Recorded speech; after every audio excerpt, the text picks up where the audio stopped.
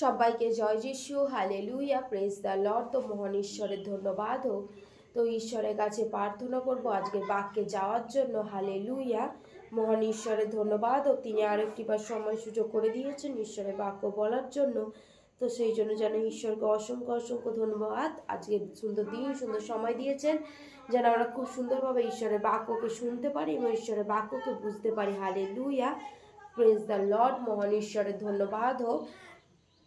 তো hallelujah, hallelujah, hallelujah. হে স্বর্গময় জীবন্ত পিতা, তোমায় ধন্যবাদ দিই প্রভু যিশু। তোমার প্রশংসা করি, তোমার গৌরব করি প্রভু, তোমার নামকে উজ্জীবিত করি। মহান ঈশ্বর তোমায় ধন্যবাদ দিই। সর্বশক্তি মহান ঈশ্বর তোমায় ধন্যবাদ দিও প্রভু যিশু। তুমি আশীর্বাদ করো প্রভু আমার চলা বলায়, কাজে কর্মে, জ্ঞানে অজ্ঞানে প্রভু আমরা যা কিছু ভুল ত্রুটি পাপ অপরাধ করেছি প্রভু, তুমি ক্ষমা করে দাও প্রভু। আজকের বাক্য প্রভু তোমার চরণের প্রদীপ প্রভু। আজকের বাক্য প্রভু আমরা যেন বুঝতে পারি প্রভু, আমরা কর্ণ দিয়ে শুনে যেন হৃদয় পাটিতে গাঁথতে পারি প্রভু। এই বাক্যকে যেন তোমার একটু একটু করে যেন এগিয়ে চলতে পারি প্রভু, এক ধাপ করে। যেমন আমরা পরীক্ষা দিয়ে বেড়ে উঠি প্রভু, সেরকমভাবে তোমার কাছেও যেন আমরা বেড়ে উঠতে পারি প্রভু। তুমি আমাদেরকে আশীর্বাদ করো প্রভু, তোমার বাক্যকে বুঝতে সাহায্য করো প্রভু। সুন্দর দিন, সুন্দর সময় দিয়েছে প্রভু, শুরু থেকে শেষ পর্যন্ত বাক্যের ভার তোমার উপরে রাখি প্রভু। সুন্দরভাবে তুমি পরিচালনা করো প্রভু, তুমি আশীর্বাদ করো প্রভু। সেই জন্য তোমায় ধন্যবাদ দিই প্রভু। তুমি সেই রাজা দের রাজা প্রভুদের প্রভু, ইমরানুল নাসরত খ্রিস্ট যিশু নামে চাইছি পিতা, আমেন, আমেন, আমেন। হালেলুয়া। তো আজকের বাক্য সেই জেন্টস দাদা ভাইদের জন্য। হালেলুয়া, সেই ছেলেদের জন্য ঈশ্বরের বাক্য কি বলছে। আমরা যদি মণ্ডলীতে দেখি, বেশিরভাগ মণ্ডলীতেই কি না মেয়েদেরকে দেখতে পাই। সে বেশিরভাগ মণ্ডলীতেই কি হয় না, মেয়েরা বেশিরভাগ কি ঈশ্বরের কার্যে আগে এগিয়ে যায়, কিন্তু ছেলে দাদা ভাইরা কি হয় না, কাজের মধ্যে হয়তো ব্যস্ত হয়ে পড়ে। কিন্তু অনেকেই আছে কি যে মণ্ডলীতে যুক্ত হয় না। হালেলুয়া। প্রভু যিশু কি শুধু লেডিসদের জন্য ক্রুশে উঠেছিলেন? প্রভু যিশু কি শুধু লেডিসদের জন্য ক্রুশে উঠেছিলেন? আমরা মণ্ডলী উত্তর দেবো হ্যাঁ কি না। প্রভু যিশু শুধু কি সেই লেডিসদের জন্য ক্রুশ নিয়েছিলেন? না, প্রভু যিশু আমাদের সবার জন্য ক্রুশ নিয়েছে। হালেলুয়া। ঈশ্বর আমাদের ছেলে এবং মেয়ে উভয়ের জন্য কি ক্রুশ নিয়েছে। প্রত্যেকটা মনুষ্যের জন্য ক্রুশ নিয়েছে, প্রত্যেকটা পাপের জন্য তিনি ক্রুশ নিয়েছেন। হালেলুয়া। আমরা শাস্ত্রকে কি ঈশ্বরই শ্রেষ্ঠ আমাদের অভাব দূর করবার জন্য কি আমরা সেই কি ওই দাদা ভাই একজন আছেন যিনি কি জগতের পূজারী ছিলেন। তিনি কি সেই অভাব দূর করবার জন্যই হয়তো তিনি পুজো করতেন। তিনি হয়তো তার বাড়িতে সুখ শান্তি বজায় রাখার জন্যই কি তিনি পুজো করতেন। কিন্তু তার কি বাড়িতে শান্তি ছিল? আমরা আজকে সাক্ষ্য শুনলাম যে তার বাড়িতে কি সেই সুখ শান্তি ছিল তিনি যখন পূজারী ছিলেন? কিন্তু না, তিনিও কি প্রভুকে বিশ্বাস করেছিলেন। নিশ্চয়ই তার জীবনে সুখ শান্তি ছিল না, নিশ্চয়ই তার জীবনে শান্তি ছিল না, নিশ্চয়ই তার জীবনে কোনো অভাবপূর্ণ হয়নি। কিন্তু এমন একজন তোমার জন্য ক্রুশে উঠেছেন যাতে তুমি কি পরিত্রাণ পেয়ে গেছো। কে উঠেছে ক্রুশে? না, সেই প্রভু যিশু আমাদের জন্য ক্রুশে উঠেছেন। তাহলে আমরা সেই পাপ থেকে পরিত্রাণ পেয়েছি। হালেলুয়া। সেই জন্য ঈশ্বরের বাক্য বলছে তিনি কি সেই যার সামনে আরাধনা করতো তিনি কি আশীর্বাদ করতে পারেননি। তিনি পূজারী ছিলেন, অথচ কিন্তু তিনি বারে বারে হয়তো সেই ঈশ্বরের কাছে যেতেন, বারে বারে সেই পুজোর কাছে যেতেন, তিনি আরাধনা করতেন, হয়তো উপবাসের সহিত আরাধনা করতেন, কিন্তু সেখানে কি উত্তর পেয়েছিলেন? না, তিনি কি উত্তর পাননি বলেই তিনি ঈশ্বরকে, যে ঈশ্বর কোথায়, ঈশ্বর তো এক ছাড়া অদ্বিতীয় নয়, সেই ঈশ্বরকে কি তিনি বিশ্বাস করলেন। হালেলুয়া। আমরা যদি গীতসংহিতা 23 পদে ঈশ্বরের বাক্য কি বলছে দেখি, সেখানে ঈশ্বরের বাক্য বলছে সদাপ্রভু আমার পালক, আমার অভাব হইবে না। আমাদের কি অভাব হবে না? ঈশ্বরেতে যদি আমরা থাকি, ঈশ্বরের বাক্য বলছে কি তোমার অন্ন, সেখানে কি তাহলে তোমার অন্ন জলের অভাব হবে না? সেখানে তোমার অন্ন জলের অভাব হবে না। যোহন লিখিত সুসমাচার 14 অধ্যায় 27 পদে ঈশ্বরের বাক্য কি বলছে যে শান্তি আমি তোমাদের কাছে রাখিয়া গিয়াছি। তাহলে কোথায় শান্তি রেখে গেছে? সেই মণ্ডলীতে আমাদের জন্য শান্তি রেখে গেছে ঈশ্বরের বাক্য। সেই কোথায় শান্তি পাই? যখন আমরা ঈশ্বরের বাক্যকে বিশ্বাস করি, যখন আমরা ঈশ্বরের বাক্য অনুযায়ী আমরা চলি, যখন আমরা ঈশ্বরের কার্যকে আমাদের জীবনে কাজে লাগাই, ঈশ্বরের আজ্ঞাকে আমাদের জীবনে কাজে লাগাই, তখনই কি সেই ঈশ্বরের শান্তি আমাদের জীবনে অনুভব করতে পারি। হালেলুয়া। সেই জন্য কি বলছে যে মণ্ডলী বেশি মেয়েরা যায় কিন্তু ছেলেরা যায় না। যদি বাইবেল দেখি প্রত্যেকটা ছেলে লিখেছে। হালেলুয়া। বাইবেল কে লিখেছে? না, প্রত্যেকটা দাদা ভাই লিখেছে। প্রত্যেকটা সেই কি ঈশ্বরের প্রচারক ছিলেন, তারা কি ঈশ্বরের প্রচার করেছিলেন। প্রত্যেকজন কি ছেলে ছিলেন। মথি একজন কি ট্যাক্স আদায়কারী ছিলেন। হালেলুয়া। মথি একজন কে ছিলেন না? ট্যাক্স আদায়কারী ছিলেন, সরকারি কর্মচারী ছিলেন। আমরা যদি দেখি লুক একজন ডাক্তার ছিলেন, সে প্রভু যিশুর প্রচার করেছিলেন। লুক একজন কি সেই ডাক্তার ছিলেন এবং কি সেই ডাক্তার হয়ে কি প্রভু যিশুর প্রচার করেছে।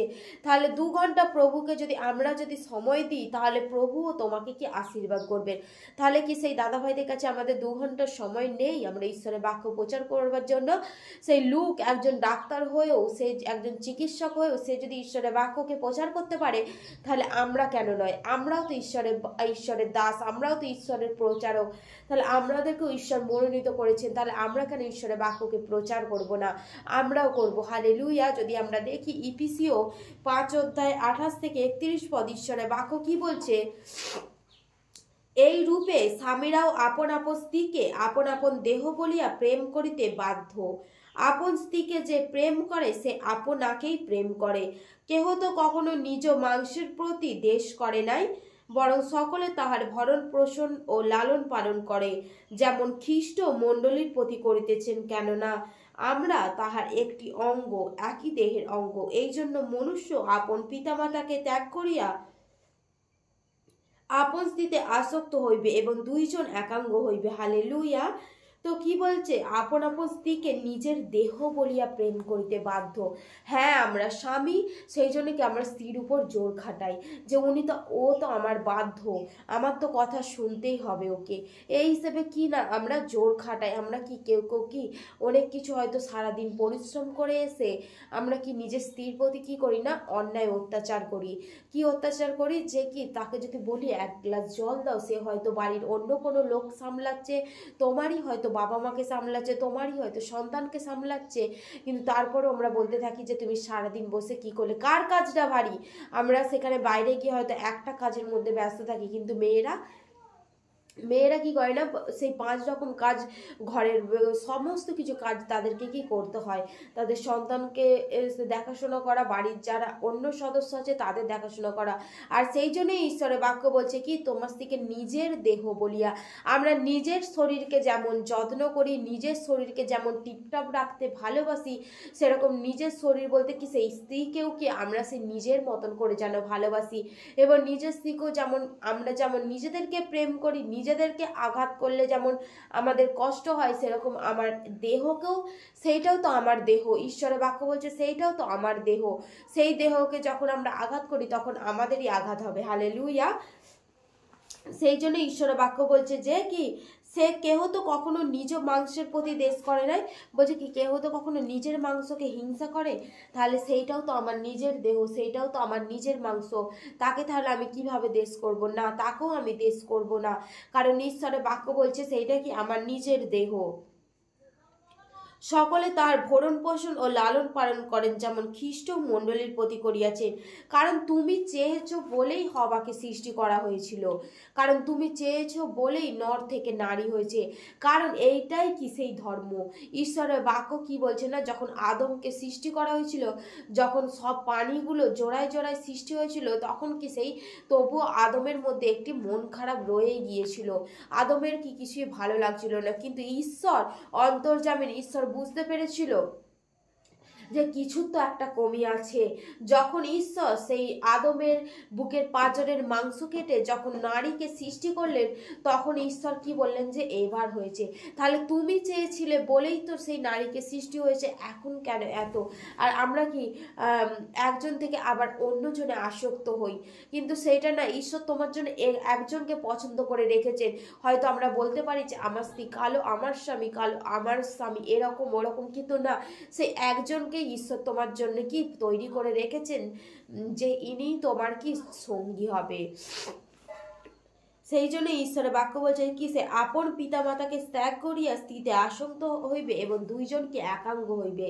সে এমন সময় যে কি 2 জন একাঙ্গ হইবে, নিজের বাবা মা যারা জন্ম দিয়েছে তাদেরকে কি সে ত্যাগ করে। হালেলুয়া। সে আদম আর হবা কি 2 জন ছিল, তারা কি সে একাঙ্গ হয়েছিল, কিন্তু তারপরে তাদের সন্তানদেরকে কি সৃষ্টি করেছিল। হালেলুয়া। তো সেই জন্য ঈশ্বরের বাক্য বলছে যে যিশাইয়া 49 অধ্যায় 15 পদে ঈশ্বরের বাক্য কি বলছে দেখি, যে হে ইসরায়েলের ঈশ্বর, হে ত্রাণকর্তা সত্য, তুমি আত্মগোপনকারী ঈশ্বর, তাহারা সকলে লজ্জিত ও বিষণ্ণ হইবে। তার একর সঙ্গে অপমানগ্রস্ত হইয়া চলিয়া যাইবে। সেই পুতুলি নির্মাতারা অনন্তকাল স্থায়ী পরিত্রাণ প্রাপ্ত হইয়াছে, তোমরা অনন্তকালেও কখনো লজ্জিত বা বিষণ্ণ হইবে না। আমরা যদি আপন স্ত্রীকে যদি আমরা দেখি,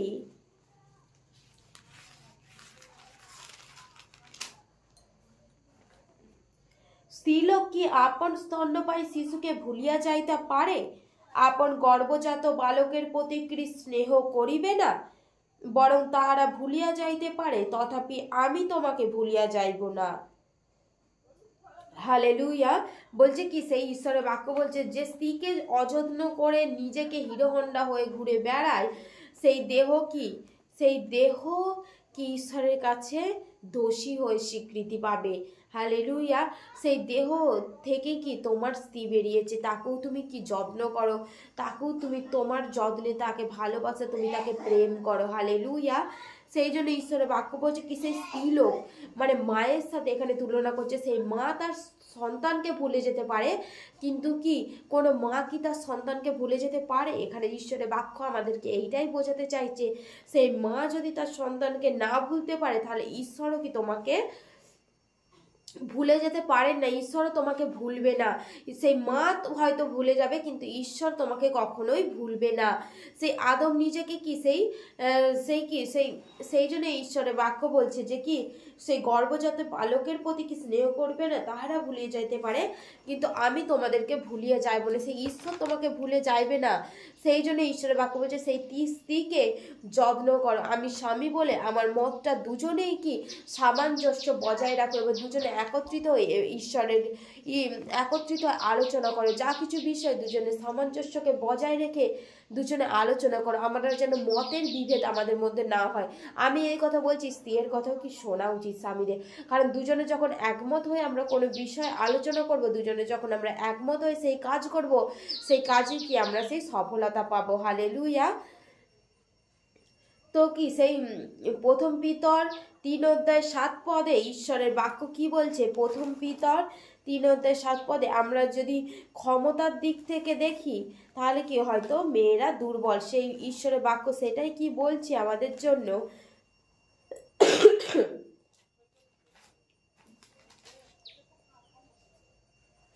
প্রথম পিতর 3:7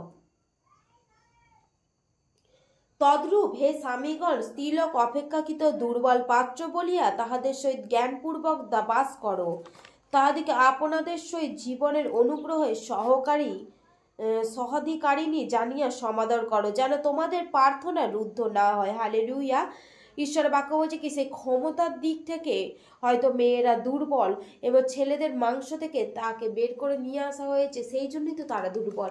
কারণ ছেলেদের শরীর থেকে কি সেই নারীকে সৃষ্টি করা হয়েছে, সেই জন্যই দুর্বল। সেই জন্যই কি তারা, সেই জন্যই কি তোমার হয়তো সেই কি মেয়েরা দুর্বল, সেই জন্য কি ক্ষমতার দিক থেকে দুর্বল, কিন্তু আর অন্য কোনো কিছুতেই নয়।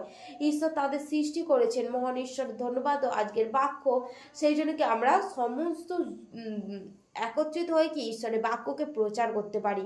হালেলুয়া। সবাইকে জয় যিশু। ঈশ্বরের বাক্যে ঈশ্বর আশীর্বাদ করুক। আমেন।